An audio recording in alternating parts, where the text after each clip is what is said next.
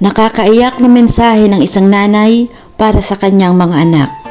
Mga anak ko, kung dumating man ang panahon na malalaki na kayo at meron na kayong sariling mundo, sana piliin mo pa rin umuwi sa bahay at tabihan ako sa pagtulog. Kung dumating man ang panahon na makisuyo ako sa mga bagay na hindi ko na kayang gawin, sana sundin mo ako. Kung dumating man ang panahon na mabagal na ako maglakad, sana alalayan mo ako sa aking paglalakad. Kung dumating man yung panahon na hirap na akong bigkasin ang mga salita at di ko na masabi ng maayos, sana pilitin mo akong intindihin. Kung dumating man ang panahon na makakalimutin na ako, sana ipaalala mo sa akin ang lahat ng maayos.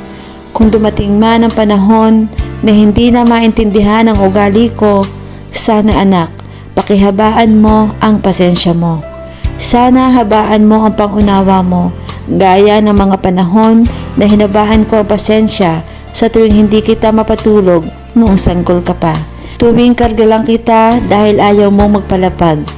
Noong panahon na inalalayan kita sa paglalakad, hindi ako umalis sa tabi mo sa bawat hakbang mo upang maalalayan kita kung ika'y matutumba. Noong mga panahong hindi ako makatulog pag hindi ikaw ang katabi ko dahil gusto ko yakapin kayo, kumutan kayo.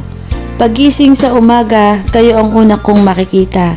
Noong mga panahon, nabulol ka pang magsalita, pero pinipilit kong intindihin at turuan ka ng tama. Noong mga panahon na ang dami kong ginagawa, pero gusto mong makipaglaro, may mga gusto kang kunin na hindi mo kaya. Mga anak, huwag niyo sana kalilimutan lahat ng aking itinuro. Ipamana mo ito sa aking magiging apo. Dumating man ang panahon na wala na ako, lagi mong iisipin na ikaw ang pinakamamahal ko sa buong mundo.